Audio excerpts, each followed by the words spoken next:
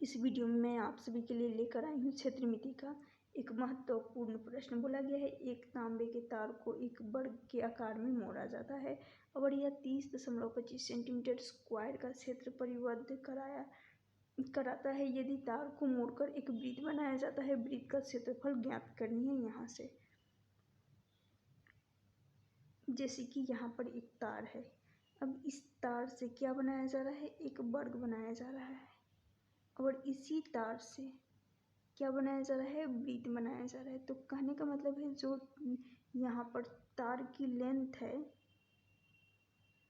जो तार की लेंथ लंबाई है, उसी सेम लेंथ से वर्ग बनाया जा रहा है और ये यहाँ पर जो वर्ग बनाने में जो लेंथ यूज हुआ है, सेम वही लेंथ वृत्त बनाने में भी यूज हुआ है। अब मैं चलती हूँ क्वेश्चन पे क्वेश्चन कर लेते हैं। तो क्वेश्चन में बोला गया है वर्ग का क्षेत्रफल कितना दे रखा है, तो वर्ग का क्षेत्रफल दे रखा है, वर्ग का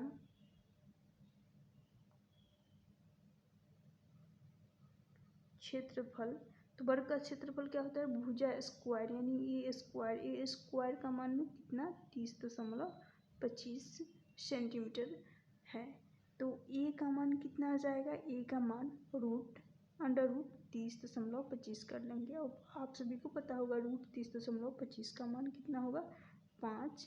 रूट हटाएंगे तो 5.5 आ जाएगा। तो जो भुजा होगी, भुजा 5.5 निकल कर आ गया।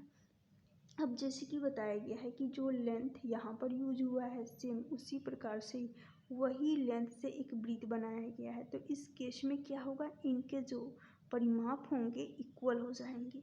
तो कहने का मतलब है जो वर्ग का परिमाप होगा, वर्ग का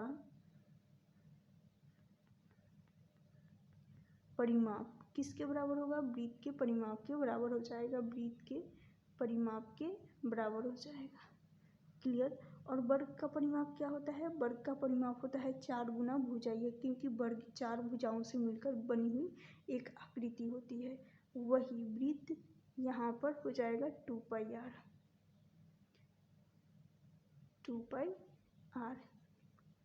क्लियर। तो अब मैं ए का मान यहाँ पर 5.5 रखूँगी। कितना हो जाएगा, 5 चौका 20, 20 और 2 22, यानी कितना आएगा, दशमलव में है तो सिर्फ 22 ऐड कर समझेंगे। तो यहाँ पर ये हो जाएगा 22 हो गया। और इस 22, ये जो 22 किसके बराबर हो जाएगा, 2πr के बराबर हो जाएगा। कहने का मतलब है जो वृत्त की परिधि होगी 2πr हो जाएगी। क्लियर।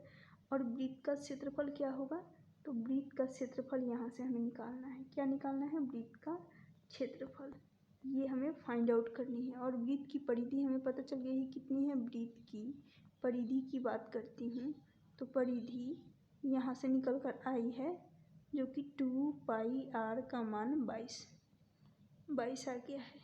क्लियर। तो हमें क्षेत्रफल चाहिए, तो क्षेत्रफल के लिए क्या करेंगे, πr² करेंगे। वृत्त का क्षेत्रफल क्या होता है, πr², ये हमें निकालना है। तो आगे चलती हूँ, वृत्त का क्षेत्रफल। तो मैं नेक्स्ट स्लाइड पे चलती हूँ, वहाँ पर देख नेक्स्ट स्लाइड पे जब देखिएगा यहाँ पर वृत्त की बात की जा रही है। ये हो गया वृत्त, इस वृत्त की ये हो गई केंद्र से परिधि तक की दूरी को रेडियस बोला जाता है। तो यानी त्रिज्या बात करती हूँ। उसके बाद में क्वेश्चन वहाँ पर सॉल्व हो चुका है, थोड़ा सा समझा देती हूँ। त्रिज्या हो गई, परिधि हो गई, और क्या हो गया, क्षेत्रफल, वृत्त का क्षेत्रफल। तो देखना यहाँ पर यदि रेडियस यहाँ पर πr², 2πr² होता है परिधि, और क्षेत्रफल की बात की जाए तो ये πr² होता है। यदि रेडियस 7 है तो यहाँ पर रेडियस की जगह पर यहाँ सिर्फ 2πr होगा, स्क्वायर नहीं। तो 2 × π का मान 22/7 रखेंगे। अब रेडियस कितनी है, रेडियस 7 है, 7 से 7 चला जाएगा 44।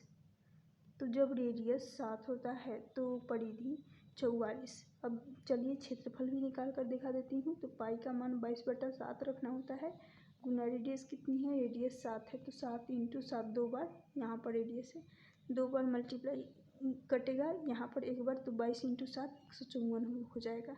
तो सीधे सीधे याद रखना डायरेक्ट, क्योंकि ऐसे टाइप में अब यहाँ पर क्वेश्चन आसानी से बनाया जा सकता है। तो जब रेडियस 7 होता है, क्या होता है 7, तो परिधि 44 और एरिया 154 होता है। क्लियर।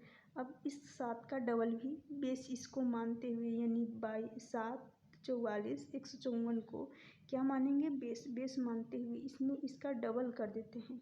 यदि मैं डबल कर रही हूँ तो ये 14 बन जाएगा, और इस रेडियस यानी परिधि का डबल कर दूंगी यहाँ पर भी, तो यहाँ पर 88 मिलेगा। लेकिन क्या, जैसे कि यहाँ पर डबल किया जाता है, इसी 2 का स्क्वायर कर लेंगे, यानी यहाँ पर 2 का मल्टीप्लाई कर रहे थे, लेकिन यहाँ पर 2 का स्क्वायर करेंगे तो कितना हो जाएगा 4, उस 4 का मल्टीप्लाई करते हैं, यहाँ डबल, तो यहाँ पर कितने का मल्टीप्लाई होगा, 4 का मल्टीप्लाई होगा, तो यहाँ से कितना जाएगा 616। सिमिलरली उसी प्रकार से यदि हमें तीसरा गुना चाहिए, तो 7 का तीसरा मल्टीपल कितना हो जाएगा 21, और 44 का इसी में बेस मानेंगे ऊपर वाले को, जो पहले बता चुकी हूँ, तो ये हो जाएगा 132, राइट, 132 होगा। फिर उसी प्रकार से यहाँ पर जैसे कि 2 हो रहा था, 2 का स्क्वायर यहाँ पर आ गया, किसका, 2 का स्क्वायर किए 4 आ गया। फिर उसके बाद से यहाँ पर 3 चल रहा है, तो 3 का स्क्वायर कर लेंगे तो 9, तो इस 9 का 154 में मल्टीप्लाई करेंगे, तो 154 में 9 का मल्टीप्लाई करेंगे तो कितना आएगा, यहाँ से आ जाएगा, ये हो जाएगा, देखिएगा यहाँ पर लिख देती हूँ गुना 9, तो 9 चौका 36, 135 और 3 138, 1386 होगा, राइट। यहाँ तक समझ में आ गया होगा। अब इससे ज़्यादा समझाने की कोई आवश्यकता नहीं है, हमें सिंपली चाहिए था कि जैसे कि इस 44 का क्या हो रहा था, 44 का आधा रेडियस आया था 22, यानी यहाँ पर आधा आ रहा है, ये इसका डबल ही तो है 44, तो उसी प्रकार से इसका यहाँ पर 1/4 गुना लेंगे, क्या करेंगे, 154 का 1/4 गुना लेंगे, तो क्षेत्रफल ही हमें निकालना है, तो 154 का 1/4 कर लेंगे। जैसे कि यहाँ पर आधा हो रहा है किसका, इस 44 का 1/2 करेंगे तो क्या मिलेगा, 22 दूनी 44, 22 मिलेगा, राइट। उसी प्रकार से 154 का, हमें इस प्रश्न पे आ रही हूँ, हमें क्या निकालना था यहाँ पर, जैसे कि बताई हूँ, जब रेडियस 7 होता है तो यहाँ पर ये 2πr का मान होता है, और ये πr²। जब रेडियस 7 होता है तो ये 44, और यहाँ पर क्षेत्रफल 154, तो इसका आधा हो रहा था, यानी 22 हो रहा है, तो इसका भी आधा करेंगे, यानी 1/4 कर लेंगे, तो 1/4 करेंगे, यही निकालना है, तो 154 का 1/4 करेंगे, तो ये हो जाएगा 1/4, क्षेत्रफल हमें निकालनी है, तो कितना आएगा 38.50 के लगभग आ जाएगा। इस प्रश्न का सही आंसर ऑप्शन बी हो जाएगा। तो मैं यहाँ पर समझा रही थी इसलिए कि जब भी इस टाइप का प्रश्न आ जाए तो ये पता होना आवश्यक है कि डबल, ट्रिपल, इसका 4 गुना भी बनाकर हम कर सकते हैं, यानी इसको बेस मानकर 4 का भी 5 का भी मल्टीप्लाई करके कितना भी बनाया जा सकता है। ये इसका जैसे कि यहाँ पर आधा हो रहा था तो आधा किया जा सकता है, समझ में आ गया होगा। तो यहाँ कुछ नहीं करना था, यदि परिधि यहाँ से हमें पता चल गया था तो हमें क्षेत्रफल डायरेक्ट मिल जाता, किसका, जैसे कि परिधि आधा हो रहा था, सिर्फ 44 का 1/2 करेंगे, तो उसी प्रकार से 154 क्षेत्रफल का 1/4 कर लेंगे। समझ में आ गया होगा, ऑप्शन डी होगा इस प्रश्न का सही आंसर।